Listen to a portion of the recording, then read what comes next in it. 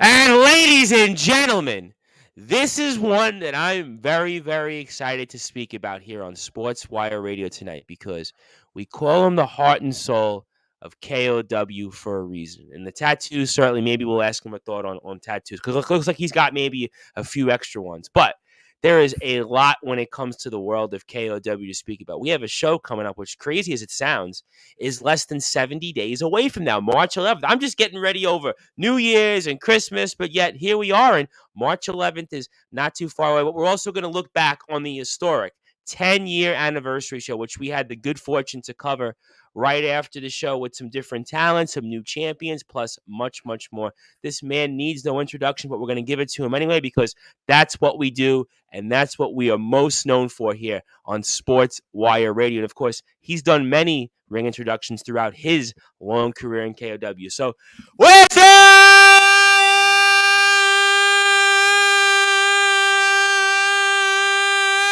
Without further ado here on the Sports Report, the number one global sports show, booker, promoter, and as I like to call him, the heart and soul of KOW. That is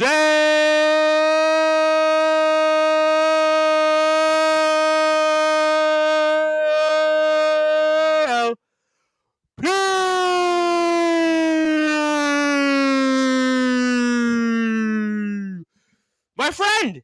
Happy New Year. Happy New Year to you too, Tom. I'm glad to be back on the show. As always, an incredible introduction from yourself. I feel like you must feel pressure every time to go bigger and bigger, and with the amount of times I've been on, eventually it's not going to be possible. Well, I actually had, I think, one wrestler, he was kind of putting out his stuff that he was, like, I guess, regretting, and I, as a joke, said, coming on Sportswire Radio. And then we were kind of going back and forth, and the wrestler said, no, I actually enjoy the introductions. He said, the introductions I enjoy. Everything else, not so much. But listen, I'm known for something. I appreciate all of that. But ALP, it is good to be with you. It has been a long year, technically, since we last spoke with you. But there is a lot to speak about in the world of KOW.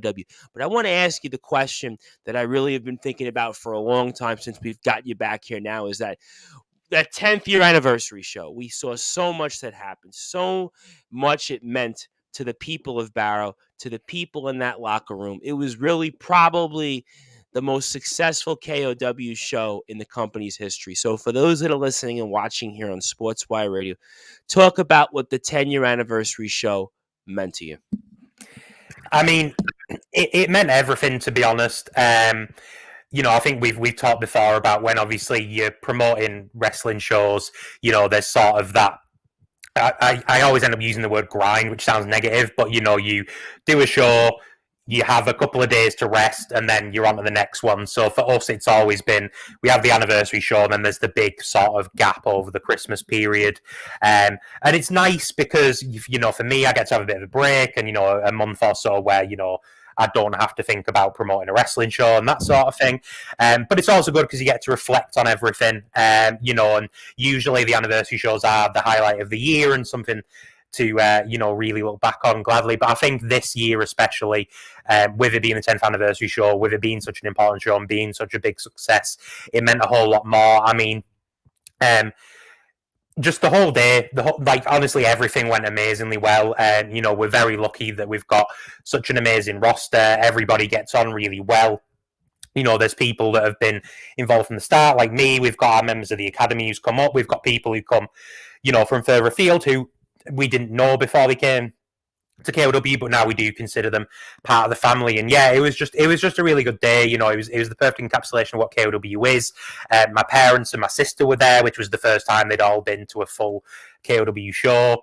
I had to nag them, and I was basically like, look, come to this show and I'll leave you alone. I know it's not your thing, but I've been doing it 10 years, so just come to one, and then you don't ever have to come to one ever again. But they were there, which was nice.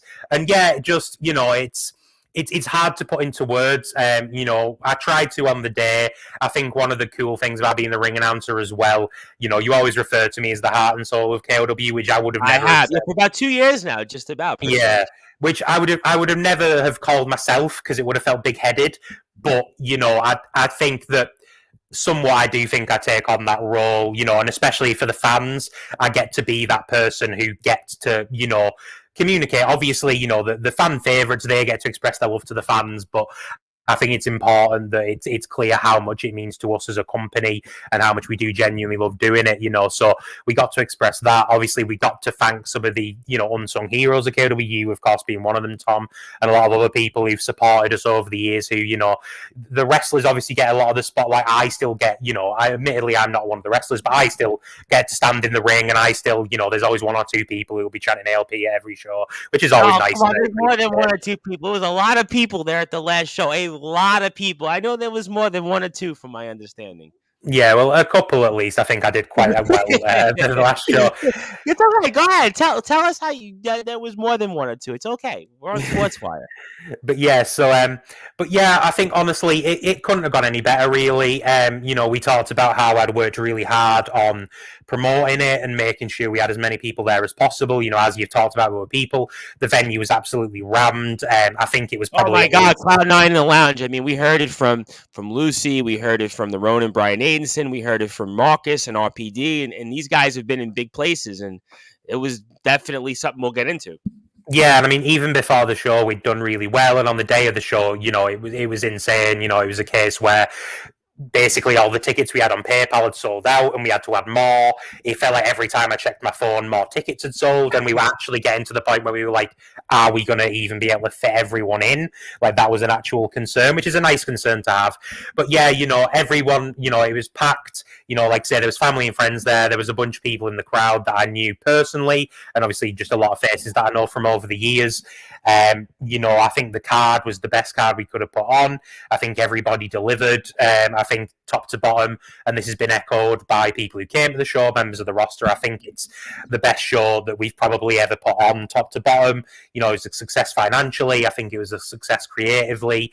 It was, a feel-good moment, I think, for everyone involved. And it was everything I wanted it to be. We talked about how I wanted it to be a big deal, and I think even probably maybe not even when I first came on, but, one of my first experiences, we were talking about it, and, it's always been something that I've had one eye on and wanted to be a success. So, yeah, I mean, I can't really, put into words how amazing it was. And for me, yeah, and I mean, for me personally as well, I mean, I talked a bit at the end of the show, but later on last year, I was dealing with some mental health issues personally, which I know you knew about, Tom. Pretty, I mean, obviously, lots of different people have lots of different issues, but for me, it was probably the darkest period I've had. I ended up missing Road to Gold because of it. It was so bad I wasn't able to be at KOW, which obviously at the time as well was, that was really heartbreaking, that I literally was so bad I couldn't take part in one of my favorite things to do. And so, at the end of the show, I got to just say, like, KOW was one of the things that did keep me going when I was really struggling, and knowing that the 10th anniversary show was coming up and knowing that it was such a big deal and it was so important to me, that was something that legitimately helped me. And, you reached out to me when I was struggling, Tom, and lots of other people in the world of KOW, and just friends reached out to me and were supportive. And so, it's that, I think that's the thing I always want to get across to people, is that it is something everyone involved with really does care about and does really hold with great importance. And so I got to express that. My mum, I upset my mum a bit, bless her, which I wasn't intended on doing. But so I got to express, my personal appreciation for everyone, because that's the thing. We do appreciate, we're not just entitled to have people show up and pay their money. We've had to earn it, and we appreciate the people who do still, especially with the world the way it's financially, still plunk down their £7, still buy their t-shirts, still, buy their wrestle buddies that Mother Sue knits, And, big shout out to Mother Sue, by the way. Mother Sue is always checking out all the streams, and she's always wishing me very kind words. So we love Mother Sue here, not only in KOW, but also on Sportswire. Yeah, definitely big love for Mother Sue, and she was one of the people that we thanked in the ring as well. I was worried she was going to punch me afterwards, but thankfully she didn't. But yeah, so yeah, honestly, it went phenomenally well. Like I say, I think everything delivered. If I went back, I don't think I would change anything about it. Like I say, completely happy with it. It was a real moment. It's one of those days that I'll never forget. For as long as I live, I think a lot of our fans, it'll be the same. And it was just a real summation of everything we've done, which is what we wanted. So yeah, overall, amazing. Couldn't have asked for anything more from it. No question about that. And I want to get to a couple of people who've commented. Casey Jack Bradley, young trainee out there, still says hello, gents. Colin McGregor, who also does kind of a morning stream with CCW, always about mental health. Colin's always with us. I want to give him a big shout out. Says good evening. And yes, mental health is definitely, for a lot of people out there, it's a serious issue, and there's people that deal with it in different ways. But we're glad that you're doing well here on Sportswire. And I wanted to ask you a follow-up because you talked about your family, and I thought that was so interesting. I've gotten to know you for 2 years, but I never would have guessed that your family in 10 years hadn't gone to a KOW show. Did that put extra pressure on you, knowing that your family was there, whether it was your mom, your sister, everybody else that's there? I mean, did that put pressure on you maybe to make this show the show that had to be one for the ages? And on top of that, already you had pressure. I mean, what was that like then, having your family there for the first time? Yeah, it was the first full show they've been to. They had been before, but it was one of those where sort of, they came for the first bit of the show and then left. But it'd always been one of those things where I was like, I'd like you to come to a full show. My sister was meant to have come to one before, but unfortunately, like, her friend had to drop out. But yeah, it was the first time they were all there. Yeah, obviously it was a big deal for me. I mean, they've all known that I've loved wrestling for a long time, and they all support me in their own way. But it's my interest and it's not theirs, which is fair enough. Wrestling isn't for everyone, but it was important to me to have them there, and because I think they obviously know how much work they put into it, and they know how important it is to me. But I wanted them to see it, like, not just in terms of the wrestling, but see the people who are there, see how into it people are, see how successful it is, see how I am, in terms of, like we talked about before, when I first started, I hated going out in front of the crowd. I really didn't like it. Just self-confidence, that sort of thing. And I'm still not, the most confident guy in the world, but now, I really am comfortable in front of that crowd and comfortable in that role, and it's something I've really grown into. And especially recently, I have had a lot of people say, like, oh yeah, you're doing, like, obviously there's always room to improve and I can always be better, but I think our first show back, I'd said, like, the worst bit of the show is, for me, is always like the half an hour beforehand, because that's always when you're kind of like anxious. The nerves come in, the butterflies. Yeah. It's almost like first day of school jitters again. It's here, it's happening. What do I do? And that's always a good thing. Listen, don't feel too bad. They always say that if you feel those stomach knots, you feel those nerves, that actually is a good thing. Yeah, exactly. But I think it might have been the first show back that I was like saying to people, like I hate this half hour. I'm so anxious about it. And then after the show, somebody had watched the footage back and they were like, you did a really good job, and that's nice to hear, because it's nice for me to hear that sort of thing, that I've improved. But yeah, it was really cool having them there. I don't think I felt extra pressure from them being there, because I think I knew, that's the thing at the end of the day, is I have confidence in everyone that's there. Before the show, I said, we've started. We haven't always, but we usually have a little, quick pre-show sort of, G up and little, I don't want to say meetings, that may sound more formal, but we get everyone around the ring. Just sort of, I talked to people briefly, and that's what I said to people. I said, look, I consider everyone here to be a friend. I've got immense respect for everybody who's here, for, all you guys who have trained and who work out and who eat right and put all this effort in to be wrestlers. And, none of you guys would be here now if we didn't think you were really talented and really did deserve it.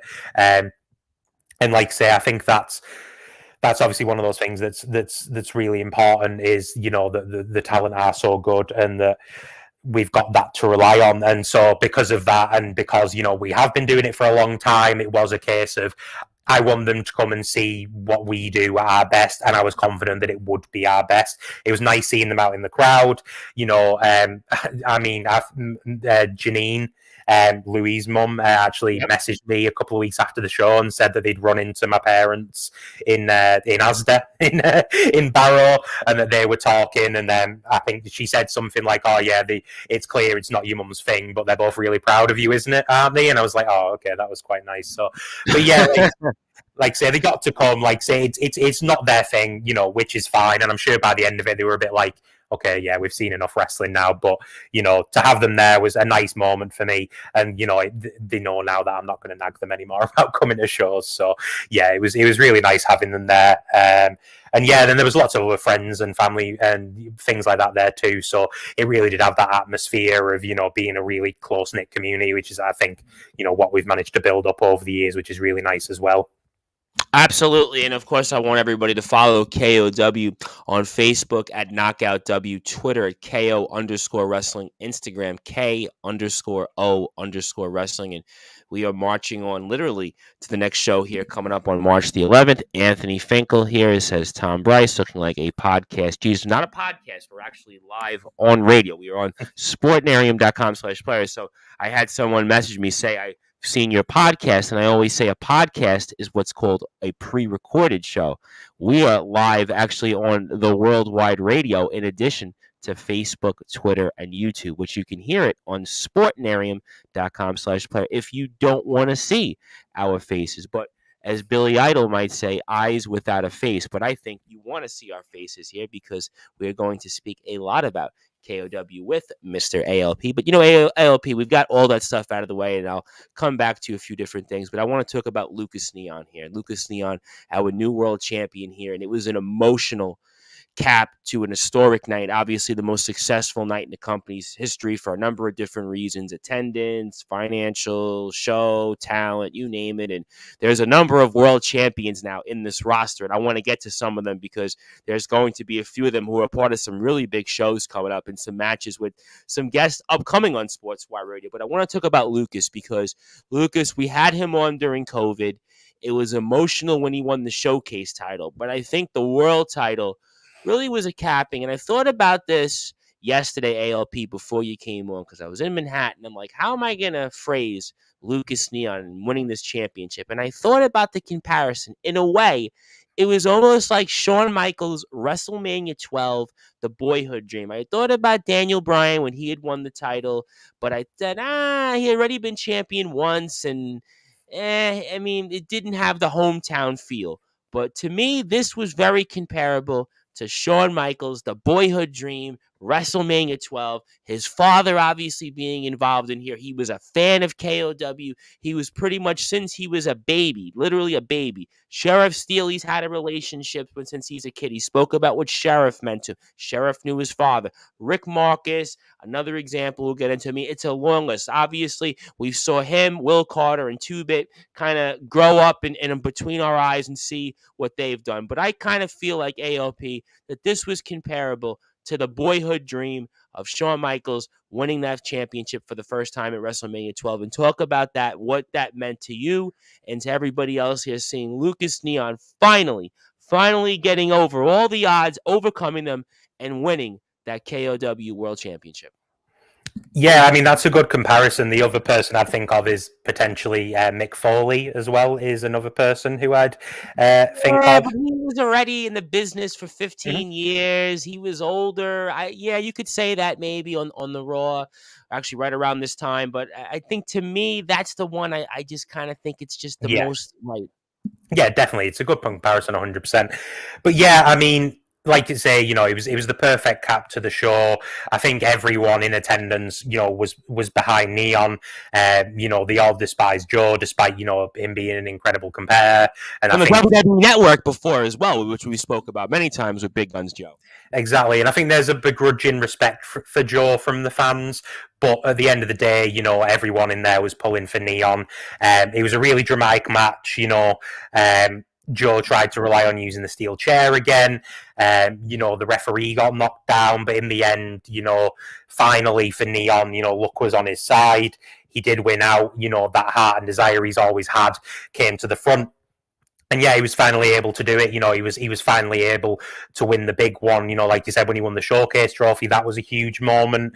But obviously, no disrespect to the Showcase title, because it's obviously been held by some of the best competitors in our company, and at times you could argue was almost equal to, or a more prized championship than even. I think when Rick held it, and we'll talk about that, it was definitely equal. There's no question about that. Yeah, definitely. So. yeah, it was, like say the boyhood dream coming true is exactly that. Like say, you can go back and as you said, he initially came to our shows as a fan and then trained. He's grown up in the company. He's had to overcome a bunch of obstacles. He's had to, overcome not being necessarily, and again, no disrespect to him, but not necessarily the most athletically gifted wrestler in the world. But he's been able to make up for it with just sheer guts and determination. And he's obviously got that intangible something that people just connect with and just, can get behind and support. And, like after the year he'd had, it was quite a disappointing year for him. Obviously he lost the trophy. He wasn't able to get it back. He'd had chances to get the title and hadn't been able to. It was his last opportunity. His back was against the wall. And, the moment when he won, I think maybe the biggest reaction we've ever had. And this is on a night of huge reactions in a year where we've had a lot of huge reactions. Obviously the confetti raining down from the sky and getting to celebrate with his family. Obviously you've seen the pictures with the title in one hand and his daughter in the other, and that really does, I think, sums up what KOW is all about. It's about that family. You've got his dad, you've got him, you've got his daughter. It's literally 3 generations of that family, 2 of whom are already involved in KOW. And, his daughter, despite not even being one, is already technically, made her first KOW appearance. She's on our social media. A technical 3rd generation of KOW future talent. Exactly. So, in 16, 17 years, she might be debuting herself. But yeah, an awesome moment. It was really nice to see. Obviously, everybody, a lot of the guys came out to celebrate with him. I was there to give him a big hug and congratulate him as well. It's always a proud moment whenever somebody wins a championship, especially the main championship in KOW. But, for Neon as well, having, like, say, being one of the people who's seen pretty much all of his journey from start to finish, it's crazy to think that little 12-year-old, blonde, baby-faced, Lucas Neon is now, the heavyweight champion. He's got a child. He's a man now, and so yeah, it was emotional, incredible. I'm very excited to see, what's to come for him. He's already beaten one of the best in the country. He's now got all the confidence in the world. He's got the title. Now, the company really is on his back. Everyone's going to be gunning for him. And so, he stepped up to prove he deserves to be champion. Now he has to step up and prove he deserves to stay as champion. And that, a lot of the time, is the real challenge. So I'm really interested to see how he does and how he continues to grow. But yeah, massive congratulations to him. The scenes after the match were insane. And yeah, just all around a great moment, I think, for him, for his family, and for everyone in KOW. You made an excellent point that I've spoke about over the past several weeks with different wrestlers, and a few of them we'll actually get into, who are holding world titles here currently across different promotions. That it's one thing to get to the mountain, but then it's another thing to stay on top, because now all of a sudden everybody comes at you. You lose all those friendships, all those people that were rooting for you and saying, yeah, go out there and go do it. Now that you've got the championship, you've got to be able to make that transition to be able to stay on top. And not everybody is able to do it. Not everybody is able to be a Roman Reigns and be a champion for as long as he has. Not everybody is able to be a champion, let's say like a CM Punk was years ago when he held the title for a year. There are some wrestlers that they lose the title, and we've seen it here across the different promotions here in the UK. Some people, look at Big Guns Joe, for example. Certainly we respect the hell out of his talent, but unfortunately he wasn't able to keep that title very long. I think it's going to be something that's going to be a big challenge for him, no doubt about it. And we'll definitely get into the show coming up here, but also I have to mention him because he came on the show and I kind of touched upon him very briefly a few minutes ago. That is the Cumbrian Outlaw, Rick Marcus. This was one, ALP. We didn't see this one coming because we had on RPD right before the show, and Rick said, everybody, hey, enjoy the show. Have a great time.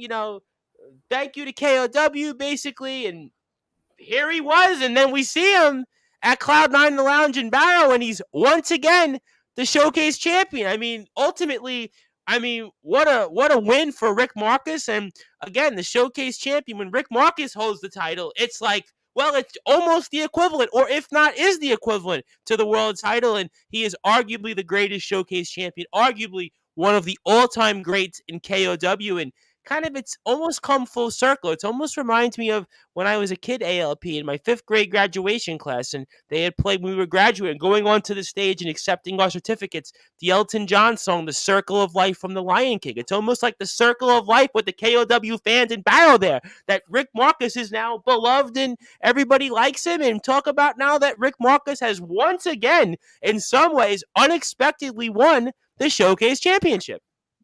Yeah, I think obviously when he decided to step away from the ring, there was some sort of, I mean, I think with the KOW fans, even the wrestlers they don't like, they still have some respect for them if they can tell, if they know they're good wrestlers. And I think that's something I've always appreciated about the KOW fans is like somebody like Rick. And I'd spoken to Rick before about this, and I said, like, if you had a change of attitude, I think the fans would, turn around to loving you like that, because they've seen you for years, they know how hard you work, and I think I've sensed before there was that begrudging respect there. And obviously with him wrestling RPD, with him sort of patching things up a little bit with Sheriff Steele, I think he wanted to go out in a nicer way.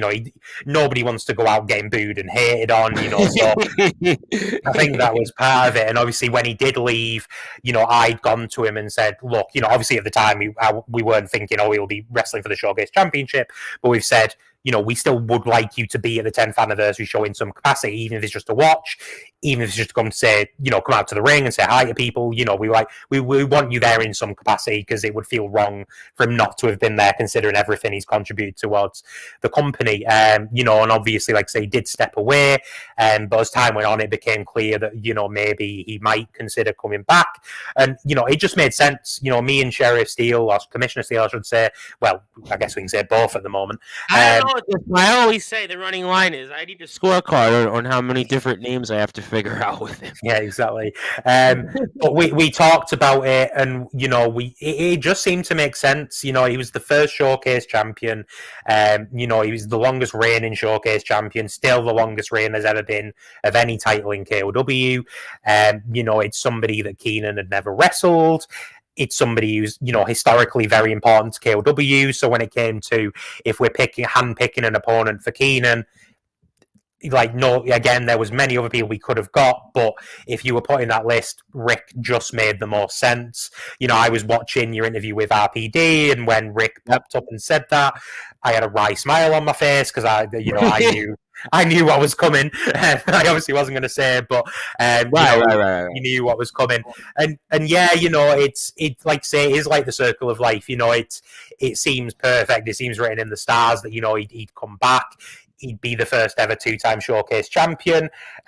Keenan was a great champion, as we've discussed before, but again, it was one of those where obviously he didn't have the chance to prepare. Rick's always been, a great wrestler and somebody who can get a win over anybody. So yeah, again, a really fantastic match, really great moment, for him to win and get that appreciation, and for the first time, in a match properly get the love and support from the fans, which he hasn't always deserved, but in terms of what he's put into the company and the hard work he's put in, he definitely deserves. So it was nice to see for those reasons. And yeah, again, a big curveball for the fans. I said beforehand there was going to be surprises. I think a lot of people were surprised by it. And yeah, again, another case where I'm really excited to see what Rick's going to do moving forwards, because, since obviously with, COVID and everything, and then with him only being on a couple of shows when we came back, there's new faces now that he's never had the opportunity, to face off with. I think I'm right in saying that he wrestled Will on our first show back, who obviously he's quite familiar with. He'd wrestled RPD, which was a first-time match for us, but, again, very familiar with, whereas, Keenan, there's the Brian Aidensons of the world, there's the Lance Riveras of the world, there's a lot of people who are involved in KOW now that he's never had the chance to tie it up with, and a lot of people who would be worthy challengers for that Showcase Championship. So I'm really interested to see what's going to happen with that, and if his second reign is going to be as long as his first reign, because if it is, we might still be talking about Rick Marcus as Showcase Champion in 2025. I was gonna say, I mean, certainly the first one was almost, I believe, almost as long as the Roman Reigns title reign has been so far. And I want to get to a question actually from somebody that's going to come on here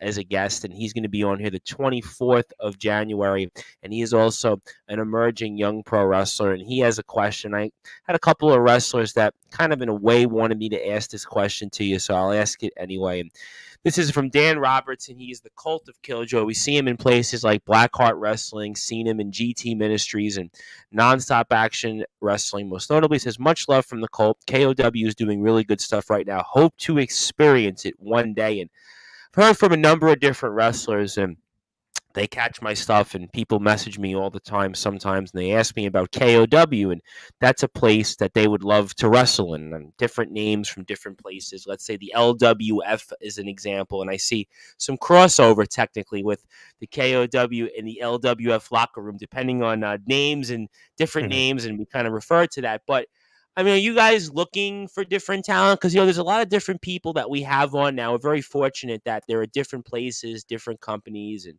that have come on here, and they're wrestling, and some of them are world champions. We'll get into a few, I'm sure, in a few minutes. But I mean, are you guys looking for new talent in the future? And talk to me about that. Yeah, I mean, we've always got our eyes peeled. I think we've talked about it before. I mean, one of the problems you have as a promoter is there's always people you'd like to work with, but it's the opportunities to do so.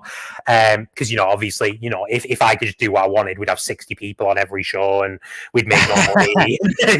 I understand. Money is certainly tight these days. I can imagine. Yeah, definitely. And it's one of those where yes, there's so many people. Like I could go on a list now of people that I'd love to work with, where the opportunity hasn't come up. But yeah, I always try and keep my eyes peeled on what's going on.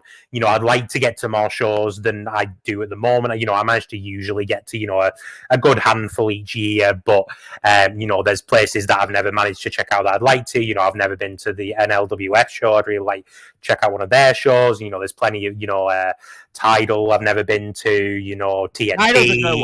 Tidal's a good one. Tidal's a good one. Yeah, exactly. And there's so many good promotions around that I'd love to get to, and I just haven't had the chance. And so much talent that, again, I might have heard the name, or I might have seen a picture, but I don't get to see in depth. I mean, the thing is, there's it's wrestling, so there's always that scenario where something happens, somebody can't make it, and that's when we look for people. And we sort of have a short list for that. Over even the last year, we saw Polish Barry. He made his KOW debut, and that was one of those situations where somebody wasn't able to attend, and we needed to find a replacement and that sort of thing. So we always keep our eye out, because we do have our roster.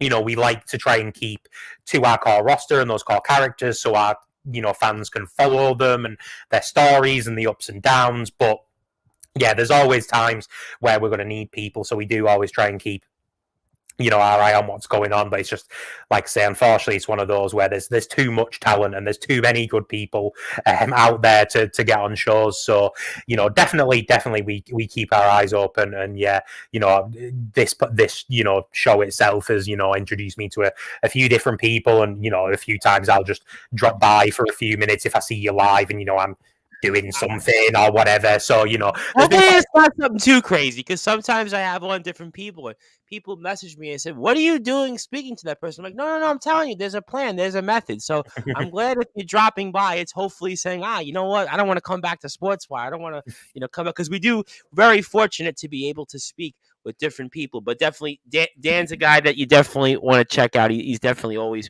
doing different. There's a lot of different talent, I'm sure. I don't want to certainly shortchange anybody. Wildfire Nate Reese is another example. Seen him in places like the LWF, Odyssey Pro Wrestling, and you guys have definitely added a lot of talent. And it always is a challenge as a promoter, because you can only put on so many people on a show. And I was speaking with one person that's involved in the company, and we were speaking one time off there. I said, Tom, that's one of the challenges that you just talked about, is you can only have so many people on a show, and you have to pay the talent, you have to be able to pay for the time to be in the building, and all those different things that put out there. Then you have to look at how many wrestlers can sell merchandise and different things like that. So there's a lot that goes into it in the business. Well, I did take economics. I was very good at accounting, and we are with Sportswire, so I understand the nature of those things. But those things are here nor there. But we are on Sportswire Radio with, of course, Mr. ALP. Of course, we call him the heart and soul of KOW. And again, if you like what you hear from KOW, please give KOW a follow on Instagram, on Twitter, on Facebook. Facebook is at Knockout W. Twitter is at KO_wrestling. Instagram is K_O_wrestling. And my name is the Reverend Tom Bryce. And of course, we have a show coming up here on March the 11th where you can get more information soon on all the KOW pages. You can always go to TNT Records. TNT Records is always the place that you can buy tickets for KOW shows. Also, Cloud9, the lounge. Cloud9 has always been one of my favorite places to talk about. So KOW and the good people of Barrow are always at the top of the list here on Sportswire Radio. And if you like what you hear from us on Facebook, do give us a like anytime at Sportswire Radio. And as I pointed out earlier, 24 hours a day, 7 days a week, 365 days a year. You can listen to all of our great content on sportnarium.com/player. And ALP, speaking of world champions, you have a couple of new world champions on the roster. And let's go to first here, somebody that's been a champion for a while. I don't think I really got a chance to speak with him as a champion. We're going to see him in the ring here coming up in a few weeks not defending his championship, but still representing, of course, KOW. And he's also now a holder of something here, which could very well lead him to more gold in the future. That is the Playboy Prince Lance Rivera. He is the Wrestle Island World Champion. He is going to be wrestling right now one of the few wrestlers in the world that is a multiple world champion in different companies. That is Disciple. Disciple is a name that is well-known, well-respected in the UK scene. They're going to be wrestling at a charity show coming up here for Tommy Dillon, who was the former Nonstop Action world-class champion there, and Disciple holds the GT Ministries title. He holds the Nonstop Action Wrestling world-class title, and he's going to be wrestling your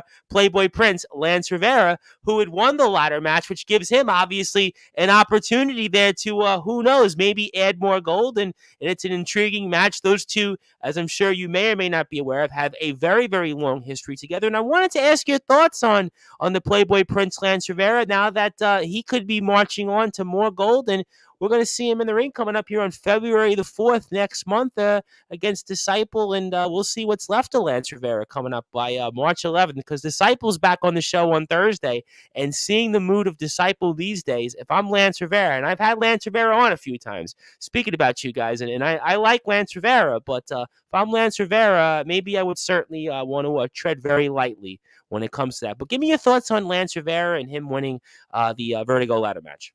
Yeah, I mean, I think Lance probably had one of the best ends of the year of like anyone in British wrestling, to be honest. I mean, obviously he won the Wrestle Island Championship. Our friends at the Kingdom of Wrestling, he won their championship as well. I feel like there's more, but it is only two titles he's got, isn't it? And then the Vertigo briefcase. But in my head, for some reason, it feels like he's got like 5 or something, just because of the amount of stuff that he was doing. He won the crown there in Kingdom. Yep. So it's Yeah, that's the one. That's why, because there's a crown and a belt, isn't there? He gets to doubly show off. Crown. Yeah, he's got the crown there in Kingdom. Yep. Yeah, exactly. So, but yeah, he had an incredible end to the year. He put on a really good performance in the ladder match. I know it was something he was really excited for because it was his first ever ladder match. And there had to be some sort of please don't injure yourself doing this before the show. But, he wrestled it very smart. He chose his spot. He knocked Craig off to actually capture the briefcase. And he's definitely an intriguing person to have hold of that briefcase. Obviously, Neon is now the champion. And again, we talked about Neon having to watch his back, but probably the biggest danger to him right now out of anyone is going to be Lance, because while, pretty much anybody else Neon wrestles, he's going to have forewarning, he's going to know about it, he's going to be able to prepare. Lance can cash in at any time, and that's always something that you've got to be wary of. So Neon's got to have his head on a swivel. It gives a massive advantage to Lance. Again, that match was brutal. There was some real horrible impacts in that match. Lots of the fans were wincing. I was wincing at points as well, with ladders getting broken and bodies flying around. But yeah, going into it, I think, he was obviously the odd one out in terms of the other guys were, obviously much bigger guys. You're talking about Ravy Davey, Craig Collins, Sheriff Steele, some of the biggest powerhouses and some of the biggest dudes we have. And I think Lance got to use his speed, use his smarts at points as well. And yeah, a big, huge win for him. His first win in KOW, one of the biggest wins you can have. And again, it's setting him up for an even bigger 2023. And as we just said, he obviously had an amazing 2022, especially at the end of the year. And you've seen the pictures of him with his titles, with his crown, with his briefcase. He's collecting belts and collecting accomplishments all over the place. So, it remains to be seen, is the KOW Heavyweight Championship going to be the next accolade that he can add to his list of achievements? And yeah, it's going to be interesting to see, when he decides to cash in, how he decides to cash in, and if he is successful when he does so. Absolutely here. And before I go back to the Playboy Prince Lance Rivera, I have a couple of comments. So let me get to a few people. First, our very good friend who's going to be with us next weekend, that is the new Messiah, Nicholas Krentz, and he wrestles over in Wrestling Championship Entertainment, and he'll be here with us. I guess it'll be next Saturday, right around, I would say, about 10 o'clock Eastern time. So huge shout out to the new Messiah, Nicholas Krentz. And Nicholas is always messaging me, I guess, different memes. One, he gave me a meme, I think, of him in the ring, but then he gave me the whole Vince McMahon Triple H, which I'm not going to get into because we're speaking to KOW, but I thought it was funny.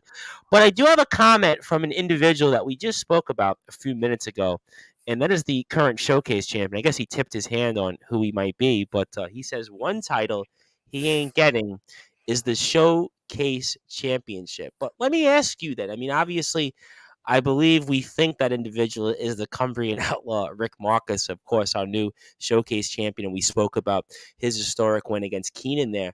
But when it comes to Lance Rivera, I mean, if you're him, do you automatically say, hey, you know what? I'm the Wrestle Island World Champion. I won the Crown and Kingdom. I've got this ladder here.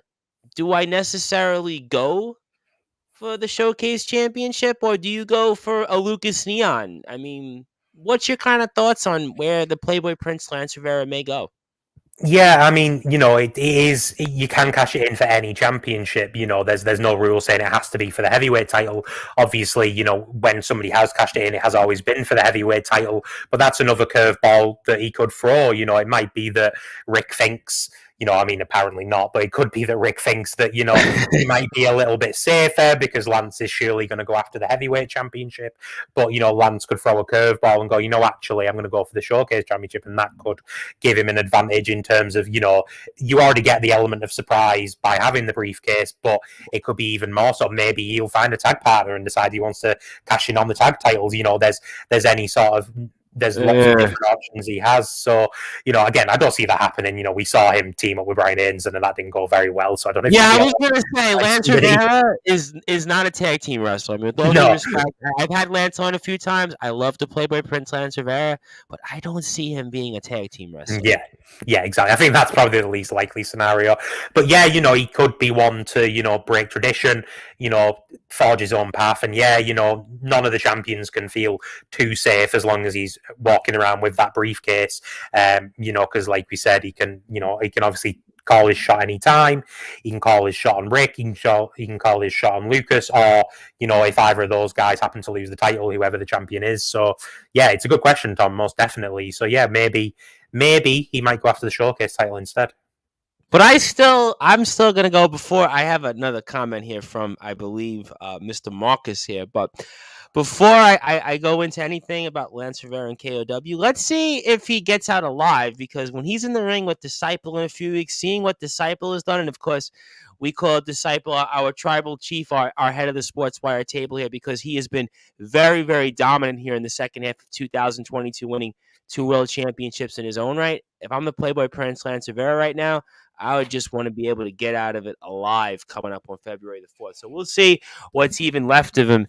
And Mr. Marcus here, I believe we can call him, that says, I missed all the nice comments. Please repeat them. Well, I'll tell you what we said very quickly. Basically what we said, that your first run as champion was almost as long as Roman Reigns as champion is currently over in the WWE. And this run, considering the shape that you're in, considering that the mood you might be in, now that the fans are behind you and they love you and they've kind of come full circle with you, kind of similar to the Elton John song, The Circle of Life, which famously was played for my 5th grade graduation back in PS 102 in Brooklyn, New York. I think that your title run this time might be even longer. And obviously, when we think of all-time champions, the showcase champion, when Rick Marcus has it, it's basically just about the same or is equal to the world championship here in KOW. Those were the comments there. And Rick Marcus says, "I knew I liked you." Well, I'm glad that you like me, because considering the shape that you're in, considering the size that you're in, and I always will, as a bonus point before I get to Nicholas Crenson, the line that I always use about Rick Marcus is, if I put Rick Marcus and another wrestler, Steven Cross, who's in the LWF, who's also wrestled in Future Shock and a few other places, if I put them both together, these guys combined, I still don't think have any body fat. So Rick Marcus right now is probably like on the minus body fat. And of course, Rick does a great job also training people, getting them back into shape and helping them with confidence and physical attributes and all that stuff. So you definitely want to follow the Cumbrian Outlaw, Rick Marcus. Please follow him on Facebook, follow him on Instagram. He is our showcase champion, and I'm going to come back to him actually in a few minutes. I'm going to come back to him for something. So because I do want to hear what he has to say. And also, Nicholas Crenson says, smart person. If they have a shot anytime they strike when the champion is vulnerable. Well, you know what? That's a good question. And I would say, just my opinion, and I'll come back to Rick in a second. My opinion would be Lucas Neon would actually be the more vulnerable champion, because he hasn't been in this position before as a world champion. And we saw that he lost the Showcase Championship. And we saw that, as you pointed out correctly, 2022 was kind of a mixed bag. Certainly it ended up in an historic fashion, but there's always those pressures of being a champion, whereas Rick has been a champion before. Rick knows what to do in being a champion. And also Rick is in a shape that, listen, people could only envy. But speaking of things that you kind of mentioned here, and Rick appreciates the nice words, but in all seriousness here, speaking of Rick Marcus and people that he hasn't seen, you had mentioned a name that we had on here, the Ronin Brian Aidenson. And I had the Ronin Brian Aidenson before and after the 10-year anniversary show. And I wanted to get your thoughts on it, because obviously you're the booker and you're the promoter of KOW. I don't want to put you in too much of a difficult spot here, ALP, but what do you think happens here with the future of the Ronin Brian Aidenson? What's your input on that? The Ronin's an interesting subject, because I respect him in terms of his ability, but I don't always respect some of the decisions he makes. Okay. Obviously he did manage to get the win over RPD. Obviously we talked about it was possibly the most personal match on the show, something that had been building. I think it was. Yeah. And obviously, him getting that win has just made him more confident than ever, happier with himself than ever before. And of course, we have to mention as well that, of course, he did come out and attack Rick Marcus, after his match as well. Yeah, that's why I brought it up. That's why I brought him up. I was trying to put it in a nice political way. Yeah, that's fine. You do the political ones, because you're out of the line of danger, and then I can take any flack that comes from it. I'm the one who's going to be at the venue, like, I hope I don't get kicked in the head. But yeah, obviously he did win the match. Technically, it was within the rules. He managed to find a loophole in that, because it was knockout submission only, there were no disqualifications, and therefore he could introduce the brass knuckles. Obviously, as he admitted himself, he was playing some mind games with all the allusions to William Regal, who obviously has been supportive of RPD and somebody RPD's friends with. So he again, it's one of those where part of me kind of respects it, because it is kind of clever, but also it's really underhanded and a bit scummy. So it's one of those where it's conflicted feelings. He is incredibly talented. Again, that's obviously why he came into KOW in the first place. That's why he's still in KOW. That's why he's, he was given a spot on the roster, because, we've had people come in before who've, maybe done a show or two, or, been involved for a little while, but, didn't stick around for, and not always for their own fault or anything like that. Obviously, we've managed to have a lot of incredible people, but, he has cemented himself, on those shows. The fans really do hate him. I could see that. Lucy's no fan of him either. No. As I joked, I think when Brian was on, I think I was saying that, that they may end up, being the greatest feud in KOW history someday. But yeah, I think for me, what was really interesting is in terms of the choice of going after Rick, was that because Rick was showcase champion? Was it B, because he's friends with RPD? Was it both? That's what is interesting to me. So to me at the time, I was sort of thinking, right, is this just another way of him getting under RPD's skin? Another way of him getting the one up on him? Or is it because, he actively, now has changed his focus and he now wants to go after the Showcase Championship? And, when he was on the show with you, Tom, he was a little bit evasive. I think he didn't really want to show his hand too early. But, in a way, I feel like almost if he was to go after Rick, that's almost sticking it to RPD even more than wrestling RPD again. Because if he goes after Rick, he's his friend. He's got the opportunity to potentially hurt his friend, to take a title from his friend potentially, and also to take the title that he cost RPD in the first place. I mean, if you think about it that way, like what bigger, Well, we had RPD on when he was about to wrestle Keenan in the summer, and we thought that, listen, RPD was going to be able to get gold here in KOW, and then we saw what happened there. I mean, listen, the Ronin Bryan Anderson, he's kind of got the upper hand right now on RPD. I mean, I don't know where this goes. I mean, you make some points that are certainly valid. I mean, is this about RPD? Is this about gold? Is this about just, I don't know what to say. In some ways or another, and I've said this before I get to Rick's comments, I felt like in a lot of ways that Bryan Anderson and RPD in a lot of ways are more similar than they may realize, that they were kind of on a collision course when it comes to KOW, because if you think about it here, they have been pretty much in 2022 intertwined forever, and I think RPD might have made his debut first, but they're really two of the more newer talent here in KOW. RPD has obviously become a fan favorite very quickly, and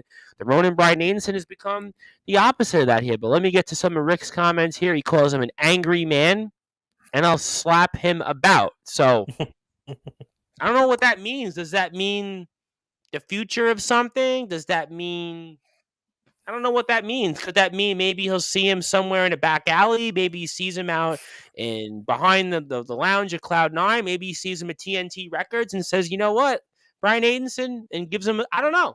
I don't know what that means. We've got 70 days, and I have no idea what the future brings.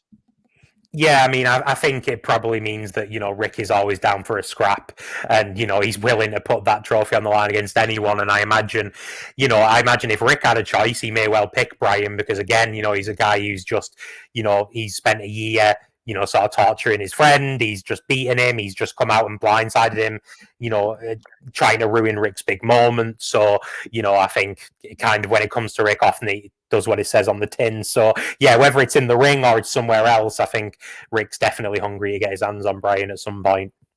And I also don't think Bryan and RPD are done. Whether it might not be for a long time, but I get the feeling that, Bryan and RPD could be like a Neon and 2-Bit, or a Steel and Rick Marcus, where it's one of those where they may diverge for a time, they may go and do separate things, but I feel like at some point, whether it be a year from now, 2 years from now, they'll come back together again, and again, there'll probably be fireworks.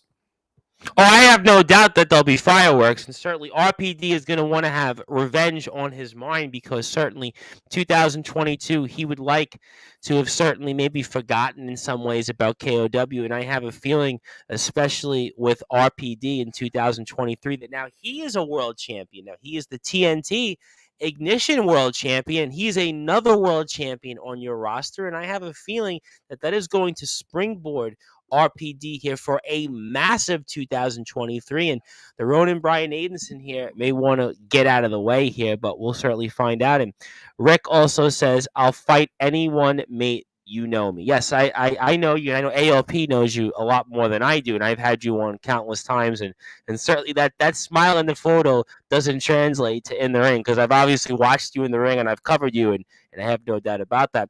I also want to give a shout out to my guest coming up here on January the 24th. We see him in places like UKW, Blackheart Wrestling, Nonstop Action Wrestling. I think GT Ministries we saw him in before. And then is Mr. Young Horace. He says, "Evening, gentlemen." So he is also a young and upcoming talent. He's got a lot of matches under his belt over the past year. I think he wrestled, if I'm not mistaken, he might have wrestled, of all the UK talent, he might have wrestled like in the top 5 or 6 in matches. He had over, I believe, was it 50 matches or something like that, 50 plus matches. I mean, the guy was wrestling almost Mhm. every single week. So I want to give him a big shout out. But let me ask you a separate question, and it kind of ties into RPD. It ties in coming back to Lance Rivera, who's going to be in the ring again against Disciple, and we'll see him, I'm sure, no doubt, on March the 11th. But when you have a roster now that has as many champions, leave aside our tag team champions we'll get to next, Rick, we just spoke about. When you have talent like, let's say, a Lance Rivera, who's holding a world title, he's holding a crown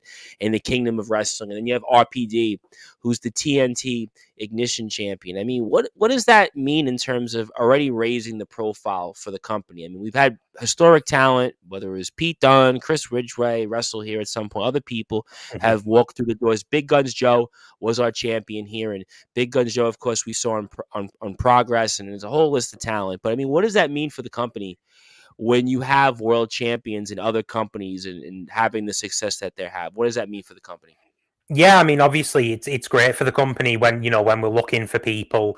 We want somebody who can bring something to the show, and part of that is what they're able to do elsewhere and what they are doing elsewhere in the country. Because an RPD fan who goes to Ignition shows may well see, oh, he's wrestling for this company up in Barrow, and I've heard decent things about them online, and so I'll go along. So it's definitely a good thing for us, in terms of raising our profile. I know that there's fans now specifically with RPD, travel having Morecambe, maybe Blackpool way for our shows, so it is a really good thing. We've talked about how, I feel like our profile has been raised, certainly more in terms of the UK scene as a whole over the last couple of years. And I think a big part of that is, people getting out there who've come from Barrow, like a Chris Ridgway and a Two-Bit and a Will Carter, and people who've been spreading their wings a bit more further afield, but it's also the people we bring in. And so, Brian Aidenson and Lance Rivera and RPD and Big Guns Joe, these are all names that,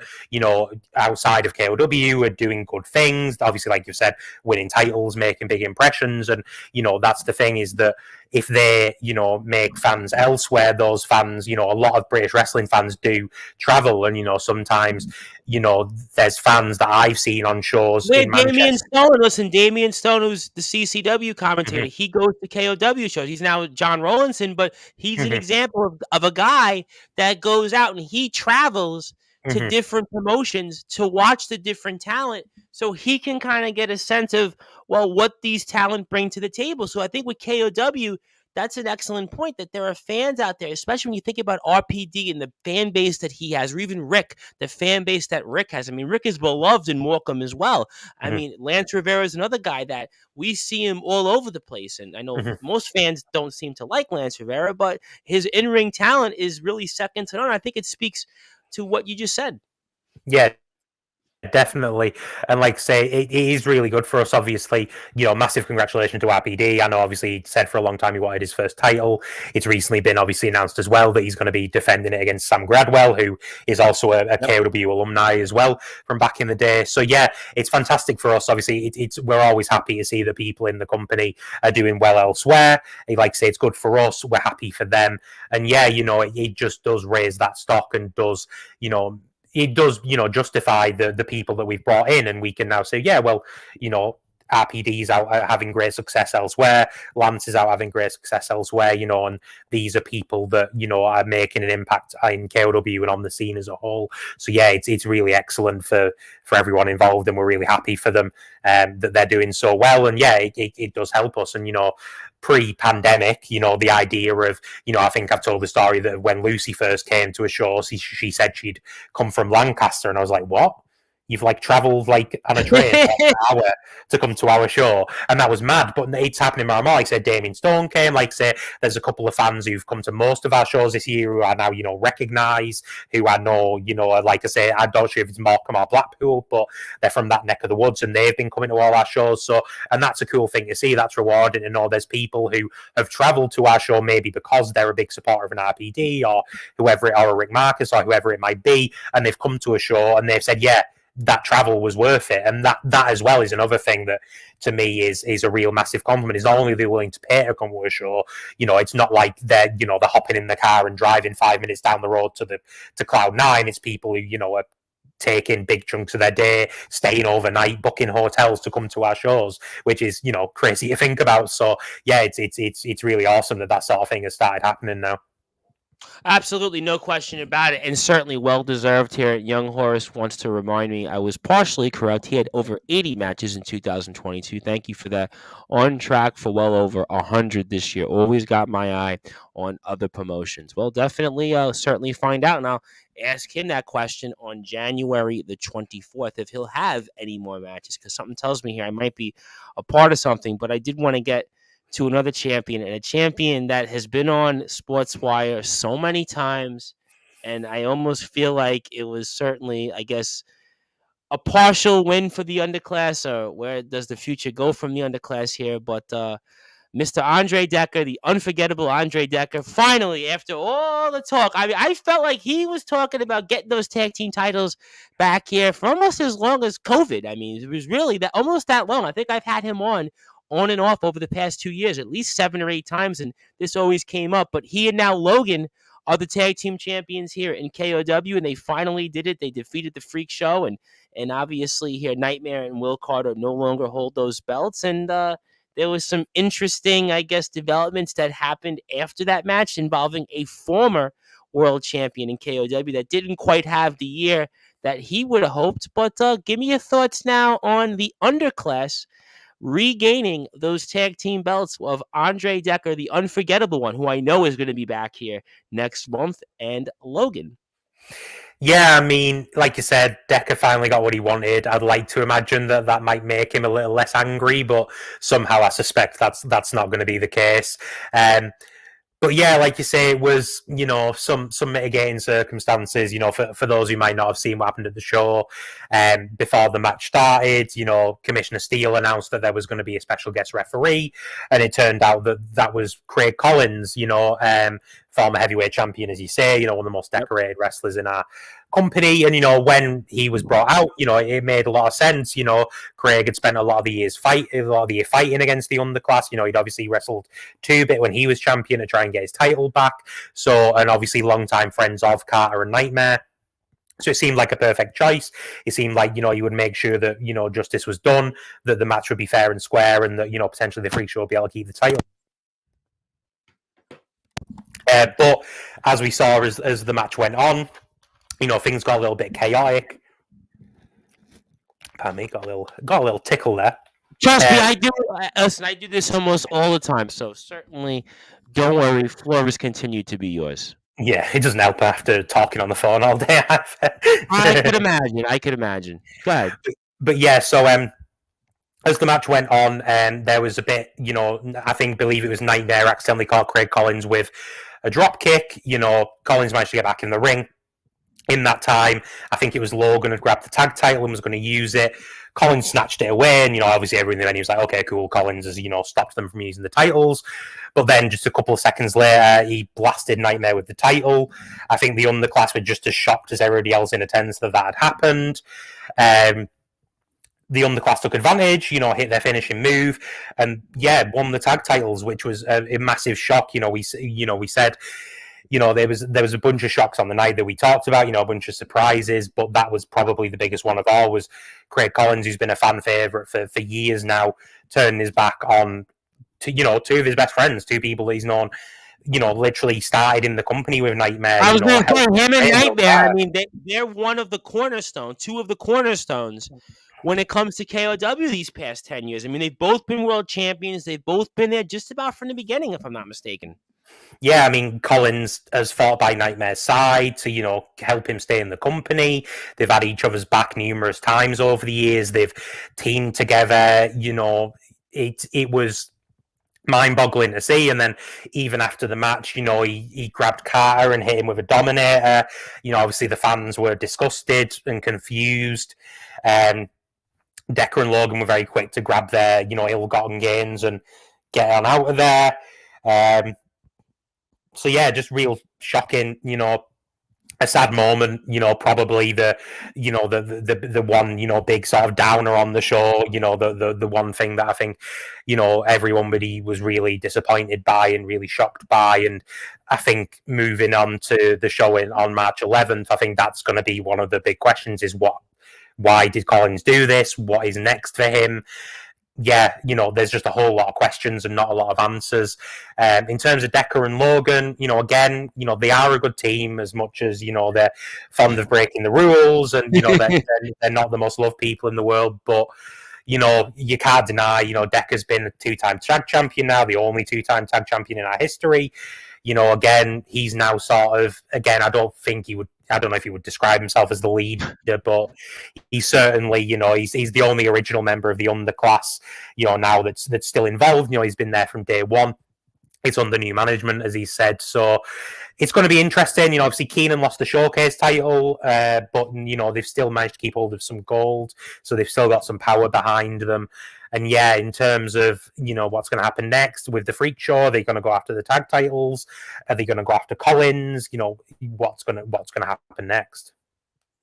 Yeah, there's a lot of questions, and we're going to get to March 11th here in a second. We've got about 15 or so minutes here with ALP, and it's going to be a lot of questions, I think, that we're going to figure out here and where the answers come from, because we've seen that the underclass now, which had the world title and the showcase title, now they don't have either, but they have the tag team championships again. Is it a leaner, more meaner underclass? And where do they go from there? I mean, Decker, we had on here, and we had him on here, I think, right before he had won the tag titles. And,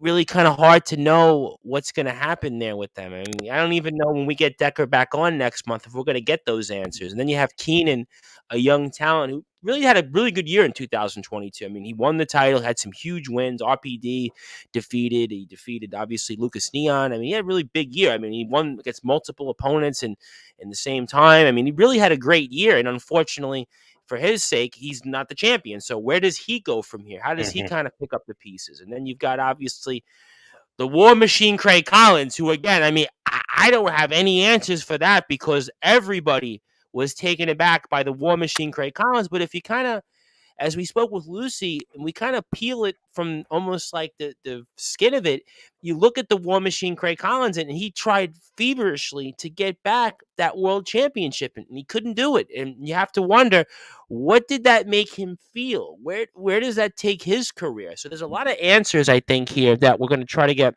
get some notification and news on here before March the 11th, and then that kind of brings me here. I mean, we kind of recapped all the things. We recapped everything that went on here and in the 10-year anniversary show, all the success. I mean, so much to unpack here. But, I mean, March 11th is coming up. So, I mean, where does the company go from here? I mean, how do you guys top a show like that one that we just spoke about? That, I mean, I wouldn't know where to go from here, but we do have to go somewhere when it comes to KOW, ALP. Yeah, exactly. I mean, I think topping it will be a tall order. I mean, if we can equal it or get close, I think we'll, be doing a fantastic job, most definitely. Again, it's the start of that journey. Again, the 11th anniversary show's a year away. March 11th, is going to be our first show back. Obviously, like we mentioned before, we always have that sort of downtime, and now things have started kicking back into gear again, and we've started, work's now begun. In terms of the show itself, I always like to bring you some exclusives when I can, Tom. Mm. So, we can confirm the show's name is going to be Resurgence, and hopefully we're going to have a show poster and that sort of thing is in the works. Like, so all that ball is rolling, matches are starting to be put together and that sort of thing.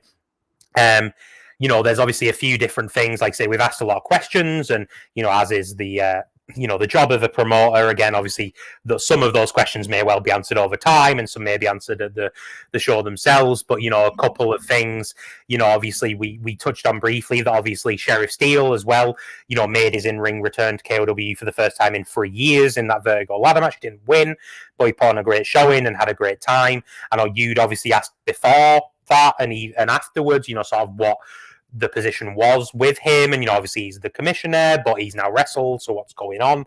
And obviously, I wouldn't want to speak on his behalf because that's his story to tell, but I do know that he intends to address that at Resurgence, and that he does intend to address his position as commissioner. He intends to address him coming back to the ring and what's going to happen with that. So definitely in terms of an update on Steel, then you're going to want to be there in attendance as well.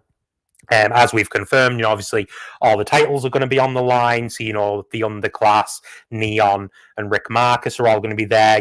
They're all going to have challenges. Again, with it being the end of the year. Again, that's almost, it's not really a reset, but that's kind of always the ways that you usually see new challenges coming through. Sometimes people move from titles, to other titles, and that sort of thing. And then, the one thing that I can confirm, I had to obviously speak with Steel as well and see what we could discuss, because again, it's one of those where, we don't want to give away too much because, we want to make sure we sell the tickets. But in terms of RPD and what he's going to be doing next, we have confirmed that he is going to be in a number one contenders match for the heavyweight championship at Resurgence. Obviously, again, more news about that to come in terms of opponents. Absolutely. In the near future. But I think, when you look at his record in paper last year, technically he was 2-3. But if you look at his losses, obviously Keenan, Brian Anderson cost him that match. Road to Gold, Brian Anderson cost him that match. And then while, again, we could argue that technically Brian, was in the rules, again, he did use brass knuckles to win. So, and again, we don't, necessarily, we always look at KOW, but again, if somebody's doing excellently elsewhere, and obviously RPD is, like say, he's a world champion now, certainly there's no denying that RPD is deserving of at least a chance to be the number one contender and a chance to wrestle for the heavyweight championship. So yeah, he will be getting the opportunity, and obviously, we'll be revealing, who will be wrestling and those sorts of things as well. But yeah, obviously, yeah, very early days, but I'm already excited about how things are shaping up. Like I say, it's our 11th year of wrestling in Barrow. We've obviously, learned a lot of lessons. We're coming off a massive show. I think we've got a lot of momentum behind us. I think everyone, especially on the roster, is sort of motivated and invigorated by how well the show went, and is going to be hungry to, carve their own legacy coming the new year. We've got all brand new champions. Everyone. All the titles did change hands at the anniversary show, so it's going to be really interesting. It's kind of a clean slate in a lot of ways. And yeah, like I say, I'm very excited for how things are lining up. Obviously, you've obviously plugged the social medias a couple of times, Tom, and as always, thanks for doing that. But yeah, things are getting rolling, and we're hoping that we're going to be able to start making more announcements in the near future. Like say, looking for having a post to drop, hopefully within the next couple of weeks, and then to start, announcing matches from there. And hopefully, people do decide to come along, join us. Like say, obviously the 10th anniversary show was a huge success, and we're hoping that a lot of the people who came to that, who maybe it was their first show, because we do always have people at shows where it's their first show, do decide to come back and join us on that, continued journey in KOW. Absolutely. And ladies and gentlemen, you heard it here first on Sportswire Radio. March 11th, the next KOW show is going to be called Resurgence. And I couldn't think of a better name for the next KOW show, because it's almost a resurgence on how do you go and top 2022? How do you top the 10-year anniversary? Well, you got to have a resurgence, right? You got to have between that 3.5 months between the November show and to the March show. You got to be able to resurge things and kind of get everything back up and kind of go out there and be able to do the things that I know KOW is going to do. And I think that it's going to be an even bigger year for KOW coming up in 2023. And I will replug our KOW socials, because on Instagram, you can follow them at K_O_wrestling, Facebook at Knockout W, Twitter KO_wrestling, because KOW is one of my favorite companies, and tickets are going to be available at TNT Records. You're also going to be able to get them, obviously, at Cloud9 and the Lounge as well. And if you've got a family out there is no better deal right now than to go out there and watch a KOW show, because if you take the kids out to dinner, if you take them out to a movie, it's going to cost 2, maybe even 3 times the cost of a KOW show. So make sure you get out there, and you've heard it here first, also on Sportzwire Radio. The natural born fighter RP Davis returns to the ring in a #1 contenders match for Lucas Neon's championship. We also know that Lucas Neon's going to be in action with that World Heavyweight Championship. Our 2-time showcase champion, Rick Marcus, the Cumbrian Outlaw, is going to be in action. We also know that the unforgettable Andre Decker, the first ever 2-time KOW tag team champion in the world, alongside Logan, the underclass, is going to be in the house, and they are going to have those championships with them. So who knows what's going to happen at KOW? I'm even going to go on the record and say, if you thought that the 10-year anniversary show was the most successful show in company's history, you wait till you go to Resurgence. And we know that people out there that are watching and listening to this are going to pay attention and pay a very close attention and say, you know what, maybe I have to go out there for the first time. Maybe I have to go out there and follow it. I do want to give a big shout out to somebody who is watching and paying attention here for the first time in KOW, who is my guest January the 26th, 2 days before his own show that he's going to be a part of, and that is Mr. Taylor Truths. He says, hey, shout out to Knockout Wrestling. He also says, sounds like an awesome show. I'll be dropping them a follow to keep them updated. You can do that on Instagram one more time at Knockout W. You can also do that on Facebook. You can do that on Twitter. Facebook, it's Knockout W. Twitter, it's KO _wrestling. Instagram, it's K__ wrestling. So make sure you follow all those places for KOW coverage. And that Lucy Simon is going to be back with us in the next few weeks, and Lucy's going to have a lot to say. She's not going to be a big Brian Anderson. I know that Taylor Truths, who also does work for CCW, like Lord Damian Stone, who's now John Rollinson, will certainly, I'm sure, be scouting out some of the talent to maybe see if they want to come to different companies. And also, Taylor says, much love to myself. Thank you. Check is in the mail. Certainly, I'll let you get the check in here. But before I get to closing thoughts here, what else do you want to say about this company? And maybe I should phrase it in a way is, what are the goals for KOW in 2023? Well, I think, we're going to carry on doing what we do best, but I think this year is going to be really exciting for, a couple of different reasons. One of those being that, we're going to have a new batch of academy graduates who are going to be ready to make their debut this year.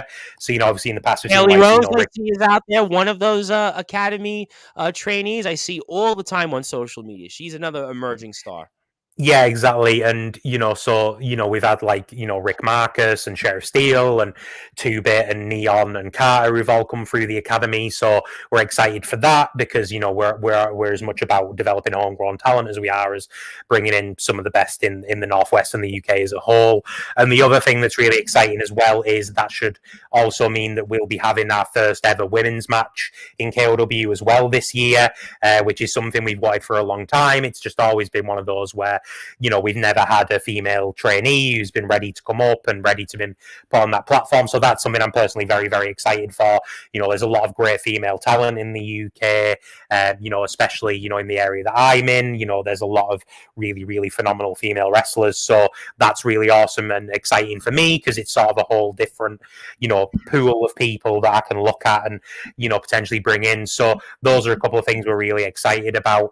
Of course, as always, we'll have Road to Gold in the anniversary show later in the year. But yeah, I think we just want to keep building on the success that we've had.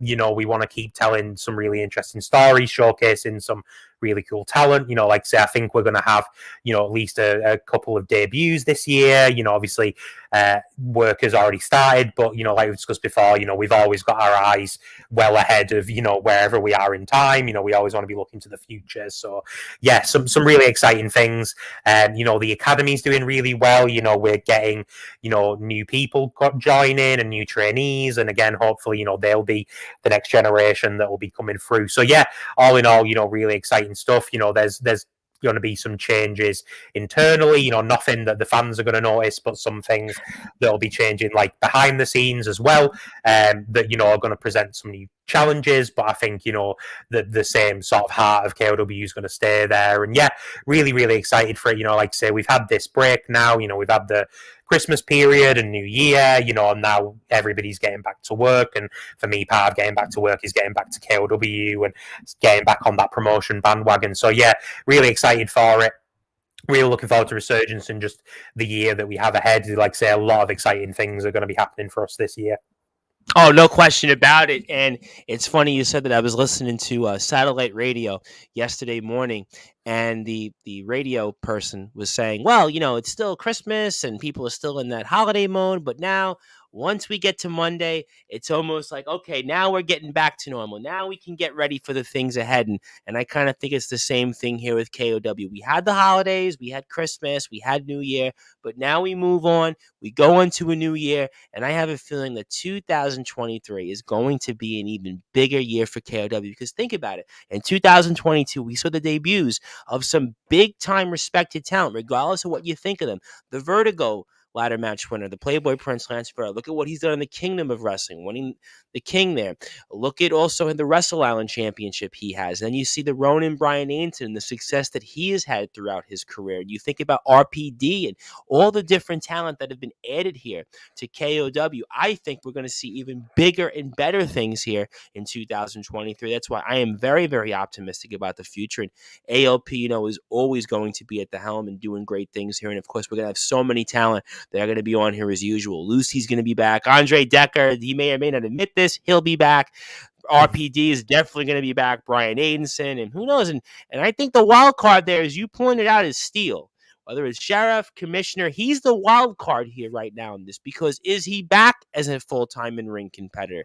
Is he now just going to maybe say, you know what, okay, I had it, the one match in me, maybe I just want to go back and do my commissioner work, because there's a lot here with KOW.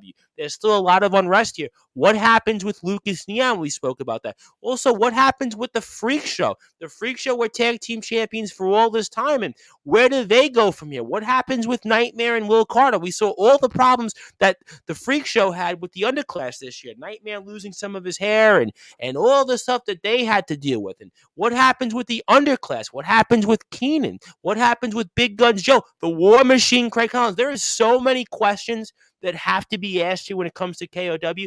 That's why you need to follow the company. And of course, always check us out anytime on Sportswire Radio, because we're going to be speaking about it. And I cannot wait.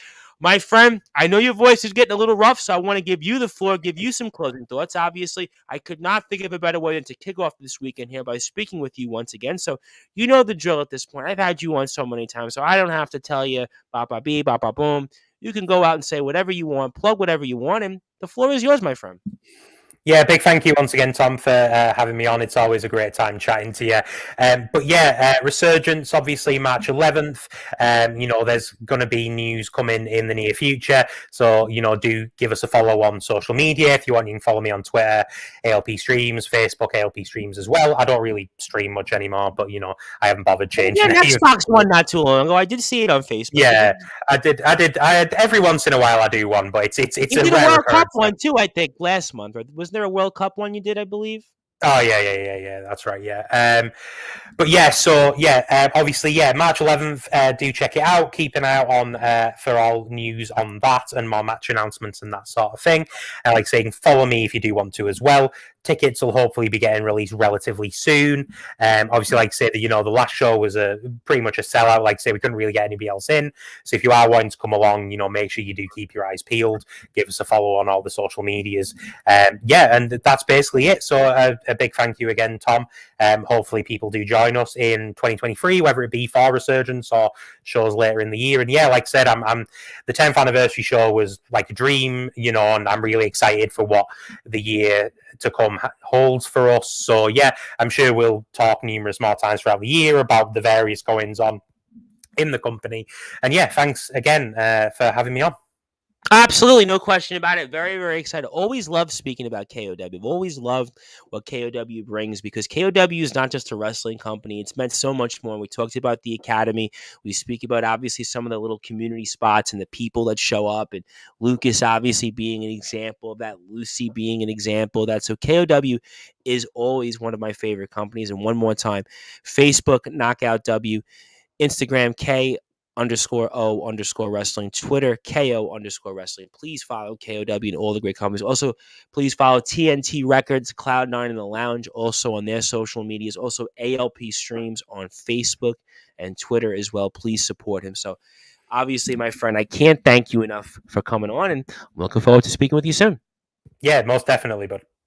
All right, ladies and gentlemen, that was, of course, the heart and soul of KOW, Booker, promoter, Mr. ALP Streams. And of course, we were just recapping the historic 10-year anniversary show. It was filled to capacity. In fact, over capacity. Some might say it was the most successful show in the company's history. But I got a feeling that March 11th Resurgence could very well be even more successful. And every show after that's going to be even more successful because KOW is going to have a big year. And on March 11th, one more time, you are going to see the likes of the world champion Lucas Neon in the house in action, the showcase champion, the Cumbrian Outlaw Rick Marcus in action. You are going to see the tag team champions, the unforgettable Andre Decker and Logan in action. You are now going to see also in the first, I'm sure, of many, many developments, the natural born fighter RP Davis, also a world champion in his own right over at TNT Ignition, is going to be in action for a number one contender for the KOW World Championship. We'll see about what happens with the Playboy Prince Lance Rivera, who's going to be in action against Disciple coming up here in a few. So I'm going to be speaking about that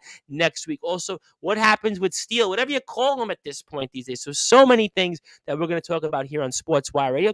And if you were on sportnarium.com/player, you were going to go back to your regularly scheduled program because I have a marathon of shows from the Sit Down Marks who also cover some independent wrestling in the United States. So you can check that out on sportnarium.com/player. I'll be back for our American coverage at 9:30 p.m. Eastern Time. And 9:30, I'll be recapping all the developments here in the world of the NFL with the Sportswire Radio gang. That will also include the likes of Chris Bizet of the Liftoff Jets, Justin Gianelli, the Brute Force Brad Weiss, and many, many other friends like Anthony Finkel, who was here with us and tuned in. And also from the sports authorities, John Gonzalez, the man who is leading our NFL pick show. So you might want to tune in here, see who wins that between Anthony Finkel, the napkin. Anthony Finkel's got his wrestling name picked out already, and John Gonzalez of the Sports Authorities group. John, you can follow his group on Facebook at the Sports Authorities, and we'll be on here 9:30 p.m. Eastern Time. So I'll pick all the games, and we'll go see what the guys think, and we'll figure it all out. We'll see if the Brute Force will actually have a screen that we can see through. We'll also talk about his beloved Pittsburgh Steelers, kind of running joke on that. But yeah, definitely tune in with us. I'll have more wrestling coverage coming up here also Monday night, 9 p.m. Eastern Time, which will be Tuesday, 2 a.m. UK time with John The Rock Jackson. John does some music. He does some acting also. He's been a big part of the scene over in upstate New York. So looking forward to that as well. And so my name again is the Reverend Tom Bryce. We're here with ALP. And again, I'll be back here 9:30 p.m. Eastern Time doing all of our NFL picks. We'll have all the games. We'll go through all the developments, all the stuff that'll go on, all the scenarios and more. So thank you everybody here for tuning in on the number one global radio station. My name is the Reverend Tom Bryce. And thank you to all of the KOW supporters out there. Good night.